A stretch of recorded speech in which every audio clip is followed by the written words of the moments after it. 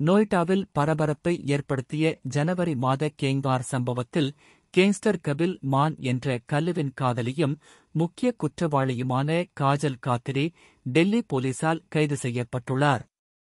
தில்லி ஒரு ஜிம்மில் ஆரம்பமான இந்த காதல் பின்னர் பல கொலைகள் மற்றும் தீவிர குற்றங்களுக்கு வழிவகுத்தது. கபில் மானின் பிரபலமான காதலி காஜல் இந்த கொலைகளில் முக்கிய பங்கு வகித்தது தெரிய வந்துள்ளது. காஜல் காத்திரி கடந்த 2016 இல் ரோஹிணி ஜிம்மில் கபிலை சந்தித்த பின்தான் திருப்பம் பெற்றது. கபில் தன்னை ஒரு ஸ்போர்ட்ஸ் வீரராக அறிமுகப்படுத்தினாலும் அன்பில் ஆழ்ந்த காஜலுக்கு விரைவில் கபிலின் உண்மையான முகம் தெரியவந்தது.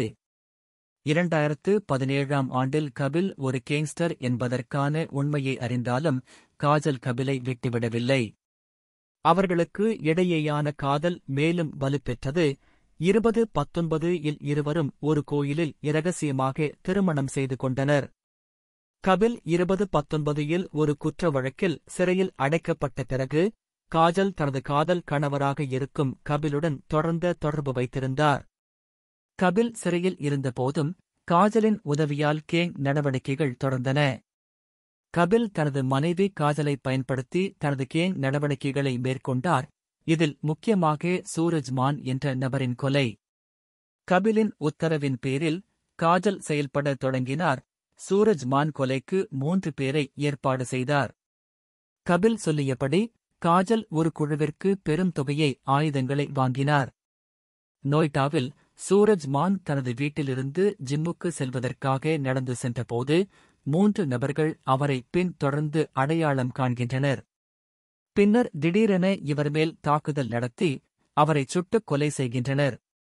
இந்த தாக்குதலின் பின்னணிக்கு முக்கிய காரணம் கபில் மான் மற்றும் சூரஜ் மானின் குடும்பங்களிடையேயான பழிவாங்குதல் என கூறப்படுகிறது.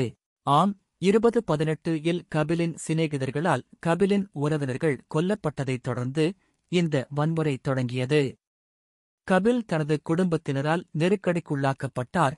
இதனால் தனது காதலி காஜலின் உதவியுடன் பழிவாங்க முடிவு செய்தார்.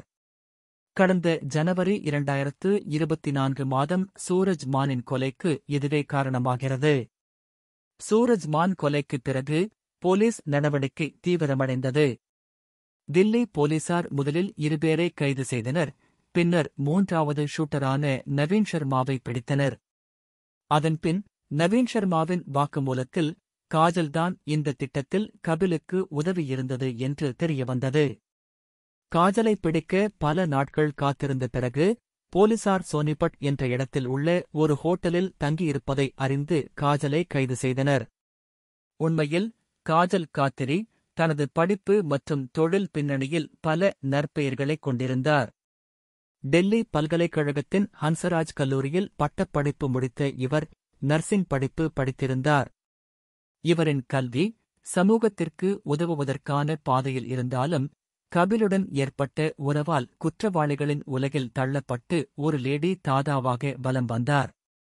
லேடி டான் காஜலின் வாழ்க்கை காதலும் குற்றவாளிகளும் இணைந்து உருவானது.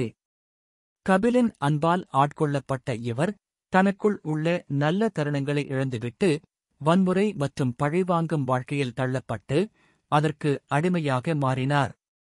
போலீஸ் விசாரணை காஜலின் மேலும் பல அதிர்ச்சியூட்டும் ரகசியங்களை வெளிப்படும் என்பதில் திடமான நம்பிக்கை உள்ளனர்.